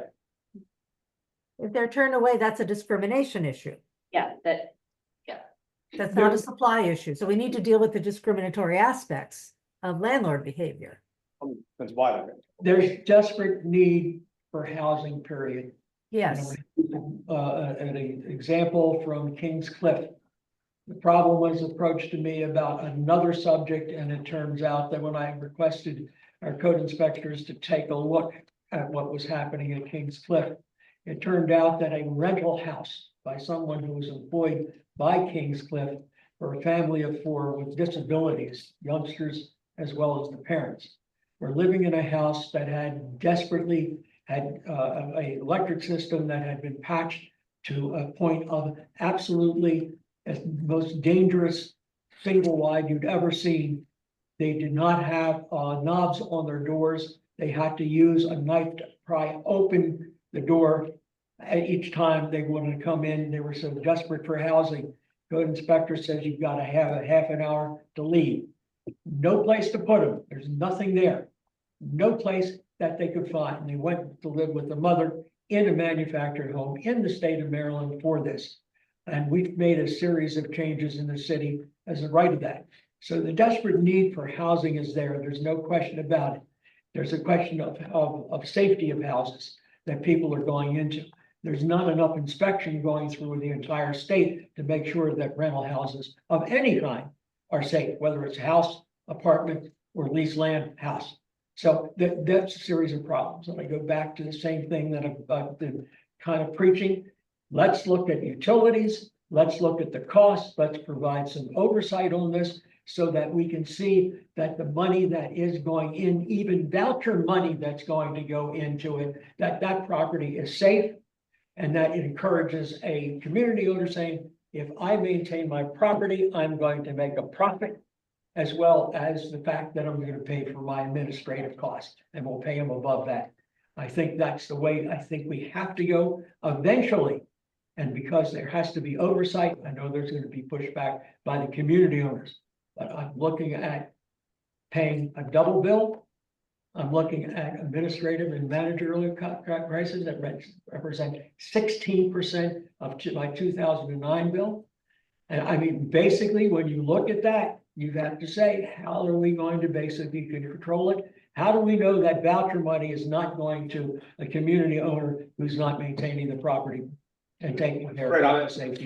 Because you have to go through housing quality standards. There is an inspection that comes with voucher use, which is one of the benefits of vouchers. There's an easy answer to that. I wrote legislation last year, which has been passed to a couple of representatives and senators for a property inspection report that would be done after 20 years of age of a community or apartment building or anything rental, and then every 10 years after that. Hopefully it's going to get passed this year. So we need to do it for apartments and rentals.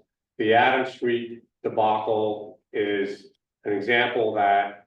And so if you have a private septic or private well, you'd have to do it every 5 years. The information will be published. After 6 months, you have to have everything fixed. Otherwise, you can't raise rents. So I'll give you language to that next time. I don't want to make this discussion part of that, but how do people feel about having an expanded voucher program? There's a real demand for assistance out there for people. But I have got a question mark on it. All right. So I'm basically Did you want to qualify for considering it? in terms. I can raise it to We're 110%. talking a lot of theory, okay? You have to get it into reality.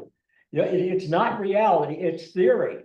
So when we're talking about that, I keep hearing the same thing, the political will. Does the political will hold this or support this? And you know it's gonna be I'm here to a struggle.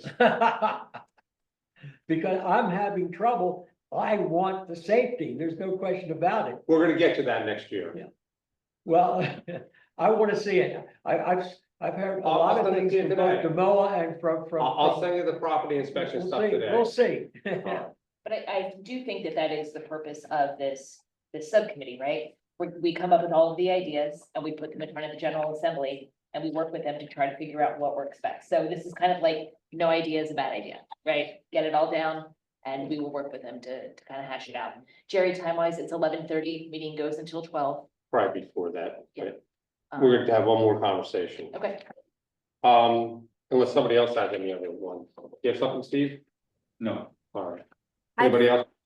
Go ahead, Mimi. So talk more, if you would, about, I'm sorry about the sirens, about how you see the funding Oh, gosh, I'm really sorry. I live on a busy street.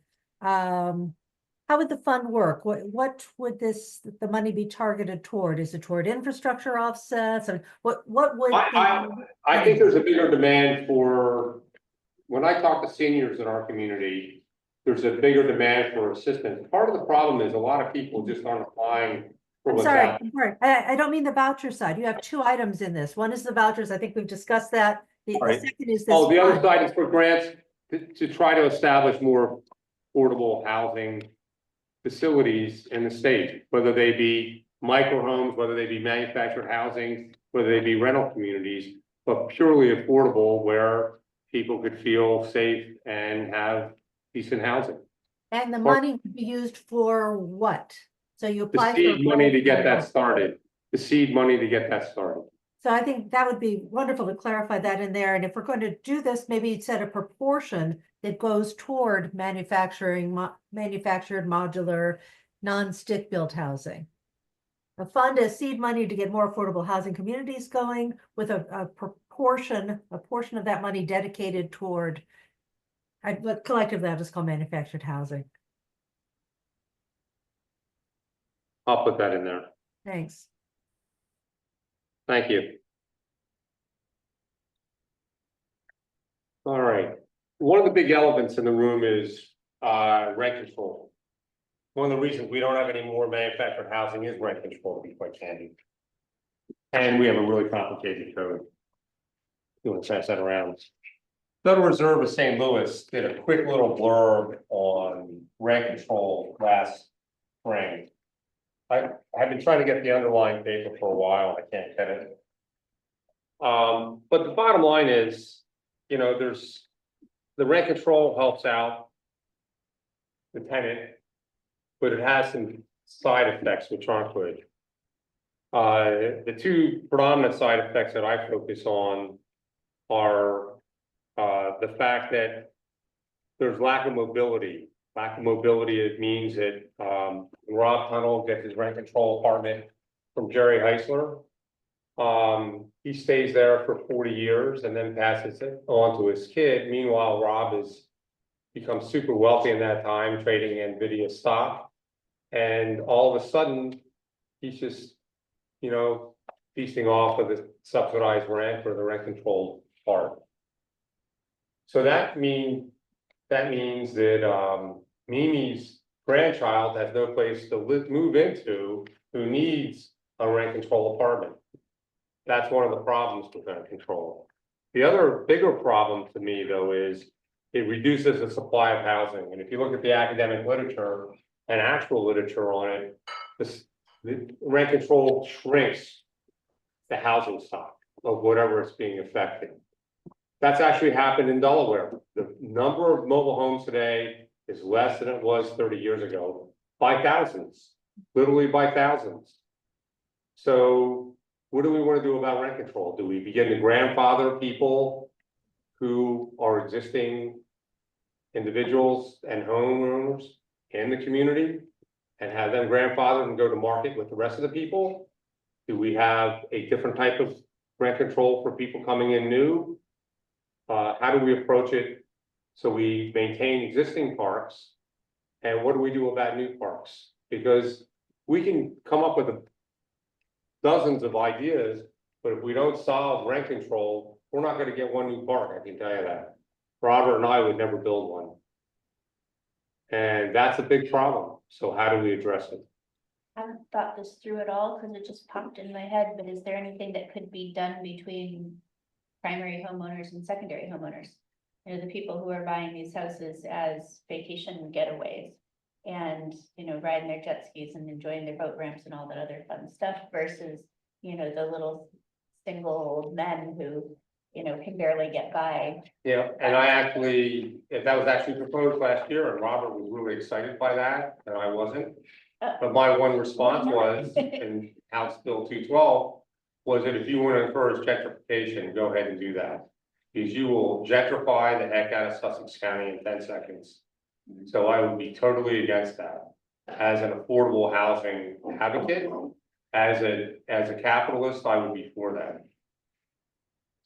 Robert's both sides, so he plays both sides. Are you talking about seasonal, where people are still? Yeah, the people who buy them as second No, homes. no, but seasonal, I mean, they would not be part of the trust fund. Not seasonal communities, just people. who- Oh, full-time communities. But they just, it's their, you know, it's So where they go on the weekend. The other problem we're having now, which you're not seeing, but Robert and I are both seeing.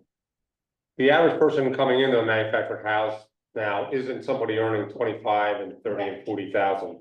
They're making $100,000. Correct. And they're coming in because they just can't afford to buy the house. It's a 3-bedroom house that's clean and decent.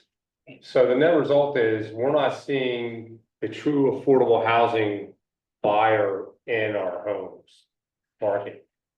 So the net result is, do we even need to have rent control for new people coming in? They're out there. I mean, there are so many people who call and want these houses. They call me, they say they have nothing. They're living in their car in the Walmart parking lot. Don't I have anything for them?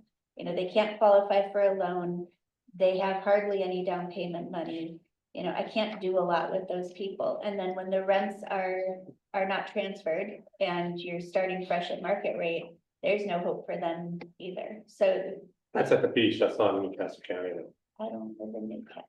Yeah. It's not- I'm a realtor. So, I but if can we build more practice where I parks, we would drive the price of the lots down, that's the other thing. One of the reasons our lot prices are going up from a rental viewpoint is the fact there are fewer and fewer lots. Right. I think we Yes. need to keep focusing on supply. How do we expand supply? That's our charge. So we need to figure out how to expand the opportunities and the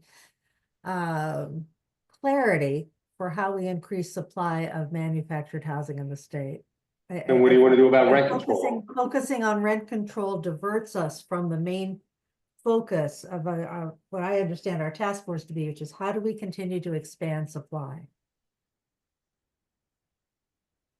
Yeah, it's connected in some ways, because really, I mean. I understand, but I don't think it's the main But I push. think it's kind of a piece of the overall. Huge piece of it, because it speaks to, will this continue to be affordable? You know, That's the dilemma. And it- Basically, if you let it go to, right, go to full rent control off. Only the wealthy or the more wealthy people are gonna be able to afford it. You're not gonna be taking care of those on that lower end financially. You're gonna have 20%, 40%, 30% of the population getting subsidies. I mean, ultimately, that's what you're looking at, and any housing that was built with Fannie Mae and Freddie Mac money or for affordable housing basically is not there. As a capitalist, and I'm a capitalist, we thrive on competition, whether it's on your cell phones or the pharmacy that you go to, it's competition. There's no competition because there's not enough housing. The example I So use. how do we incentivize it? And that's the problem that we face. Remove rent control, what's going to happen? It's gonna go up, and the people who can't afford it still can't afford it. So if you're looking for affordable, until you can get that abundance of housing and the overabundance of housing, which the task force is looking at. Is how do we expand it? It's gonna take a long, long time. Meanwhile, the rents are gonna go sky high in, rental houses, in apartments, and on parking lots for houses. And that's the dilemma that we have. And the only reason why you have regulations, if you didn't have regulations, we would have more slumlords. If they don't have to do anything with the money they receive. That's why I keep saying, let's take a look, what does it cost you to do this? And how much it is, what are you spending on it? And we provide a profit, they deserve a profit, there's no question about it. That's the dilemma we have when we talk about, well, if you do this, yeah, sure, rent control is gonna hurt. Remove rent control, and those people are coming down from Pennsylvania and New York and whatever, and their prices are going up. So they can afford it. They're gonna be retiring with that money. They can afford it for the people who are existing can't afford it. Right, People so are limited with their social security, can't afford it. Fred, should rent control be more focused to the people that are more economically disadvantaged? And those who are below, who don't have any housing to begin with. Right, but should if somebody is at 80% median income, should they be getting rent control? Right now, everybody gets rent control, even if you make $250,000 a year in Roberts Park. Why should somebody who makes $250,000 a year be under rent control? What are they getting for the money? What am I getting what do I get for the money? Do I get anything more than the right to just to stay there? I mean, if I could take my house and throw it in a back of a pickup truck and take it anywhere, that would be fine. But you know, that's not gonna happen. So therefore, I'm restricted as to what I can. By the do. way, we do move houses, you're Pardon? aware. We do move houses. Yes, you do. You're not gonna move mine. You gotta take it off of the block that it's I'm just saying, but down to. Yeah, but you gonna take my house? No, I would never take your No, house. because basically their rules now say over 5 years, you're not gonna take my house. So that is a restriction for me to take it and move it someplace else. Therefore, there has to be But a that's also a balance. restriction we need to look at getting rid of. I mean, if there's age restrictions on homes and I want to take it Yeah, out of a do you community, want go my put it somewhere home? else. You want me to move there? I So, mean, that's a restriction yeah, that should so be I mean, looked at. those are things I'll put that down. that affect it. You have, if we're looking for affordable housing, just saying we have to remove or take away rental housing because doesn't work. It doesn't work because the higher priced people who can afford it are ones that are gonna gobble up what's So there. Fred, I mean, if you were means testing to some percentage, would that be acceptable to you? You have to have a means test, and how do you set up who's going to be the recipient of that, where they're going to be able to go to do that? I mean, I have no idea where my Nichols family, who had to move with their family, would go. But the fact is, they were probably on welfare or social security for disabilities because of their disabilities. Where it just is in there. So where do they go? Where do you take care of these people? And that's what's missing by just saying move rent control. There has to be a semblance of something. And that's why I keep leaning towards the utilities model. So- Take the utilities model, modify it. Who gets modified? You're using your money. You have the absolute right to ask for anything you can get. But that doesn't help with the eligibility for those people who need affordable housing that they can stay in, whether it's they're getting subsidized by their social security disability payments or because they've retired and that's the most that they're going to be able to get. And that's the dilemma we face. And by just putting this out, I mean, I agree with you, pull it out. But then you forget all the people who desperately need the help that we're trying to give them. So, I mean, basically, Brian has made some suggestions that I made. Basically, if you have to sell, the state could come out and say annual, not compounded rents, annual rents, don't compound them, and see what happens. Pull it out and say, if you have received the Fannie Mae or any money from any source for affordable housing, you have to sell it to an organization that, such as Neighborhood Partners, who will be able to take care of it as an independent, not-for-profit outfit run professionally. It has to be run professionally. You would never get anybody to invest in a mobile home park again in the state. Maybe the answer is what we've talked about, changing the zoning law so there can be in-fee housing. Because we talked about the value of having manufactured housing, modular housing, because it's less expensive to put it on in the ground or ready for occupancy. But by the way, don't confuse modular, and I'll let Brian talk in a minute, modular and HUD housing. HUD is cheaper, modular is not. Okay, well, then manufactured Yeah. housing, that's fine. Go ahead. all right, so two things. I didn't want to insult people who do modular. So basically, what you have is you have a less expensive way to get it in. But you put it on the ground, there's no guarantee that if you put that on the ground, no rent control, that house is going to be cheaper 10 years down the line because the rent underneath of it has gone this high. So, And the people who live there can't live it anymore. so for, two things. One, on the rent control, and on means testing and on second homes. I mean, look, you know, you got, most of you know, I used to be at Legal Aid, and if you've got a second home, great, and I'm happy for you. But, you know, you don't need subsidies. Most of us make do with one home. But I do think that you do have to be careful that it should be based on eligibility should be based on the person, not on the community. Because I think there are people who, even though they're in a community where there are a lot of people who are not full-time residents, and they shouldn't necessarily be excluded. Second thing is, and this was just something I thought of, was Fred was, when Fred was talking, was, you know, one of the big things, going back to why, you know, for better or for worse, you know, the reason why the Rent Justification Act was originally put in is because, unlike an apartment, you can't just walk away because, you know, even though we used to call them mobile homes, they're not really mobile. What's it cost to move a home now? $15,000. $15,000. I mean, so it's, you know, one of the problems for people who are in a park, if the rent goes up, is that they can't take the home because it costs $15,000 to move it. And they can't go somewhere else because they won't get enough equity out of the home to account for the fact that the rents would go up and having to buy a new home. And I don't know what the answer is, and this is just Brian talking. Is there a way to make it easier for people to move their homes? Because I think that if it's easier for people to move the homes, that potentially puts downward pressure on rents.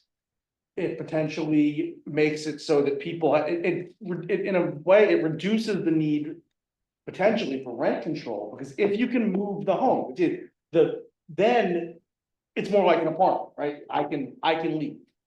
You know, at $15,000, you know, and I don't know how you do it, and maybe the money's too much, maybe it's not practical, but you know, if the homes were in fact mobile, I think that fundamentally changes the equation. And like I said, they can be, and I don't know how you do it. I don't know if you have. I think, listen, a key part here, the reason rent control came in was that as beach properties became more favorable, and they could attract higher rents because wealthier people moved in there, pushing people out who didn't have the means to do it.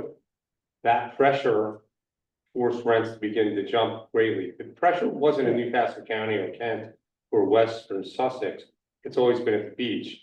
Now we're seeing that same pressure in my communities. But my point is but you didn't see the same push for rent control, because the apartment rentals down by the beach, I imagine, have gone way up too. They did not go up the same rate manufactured housing was. Some manufactured housing rents were doubling. Down the beach area, rents have gone up in apartments, but there were also no apartments prior to hardly any prior to 5 or 6 years ago.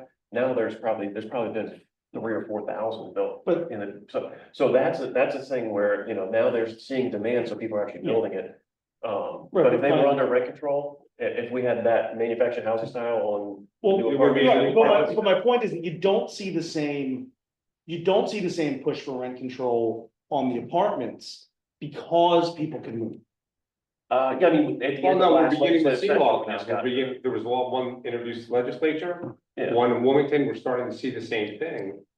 And one of the things we want to be careful of is the gentrification effect, where we begin pushing out, and we're seeing that now because these individuals who are in those lower demographics cannot even buy mobile homes at this point.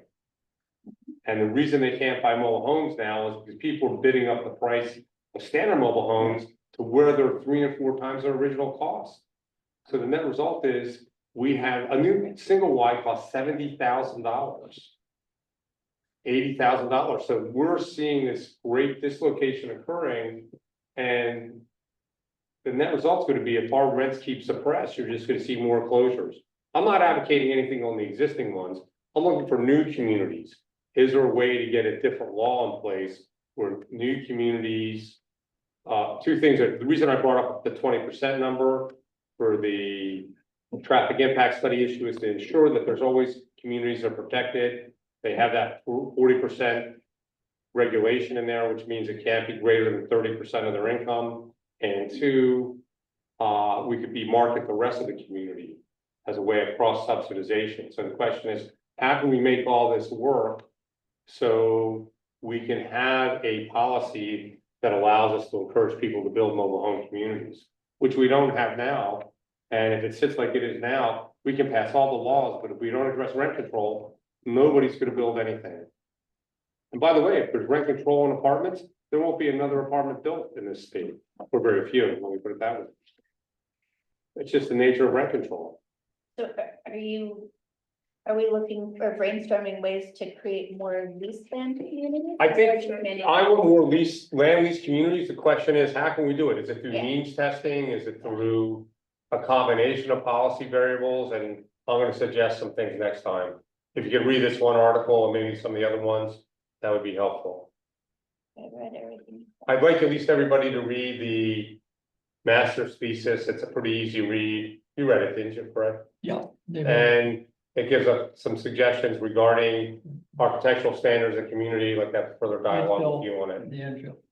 I think that was probably, I'm trying to think, we went from, I think, 9 pages to 140 pages. It's double. Document, Double. I marked each one, how many pages it was, and I It's a quick got read. through them to get the gist. I got through to get the, Yeah. I didn't read For some everything. reason I couldn't. I'll get you. It let me in, but it wouldn't let me. I'll get- Yeah, Caitlin had the same problem. All right, I'll get that done. Anybody else not have a problem getting to the drive? So Brian and Caitlin did. She Caitlin, did. that's what she said. The question on the drive, folks, Jerry, is it only, the only things that are on my drive, at least as late as yesterday afternoon, were what you posted on November 1st. Are the other items in the drive as well? Post some more articles up in the next week. There'll be probably about 10 more articles in the next week. Got it. Okay, thanks. Well, thank you, everybody, for today. Hope- You just need to ask if anybody wants to make With what? public comment. Oh, I'm sorry, any public comment? And no one signed in for public comment, so Great. you see the motion to adjourn. Yeah, is there a motion to adjourn?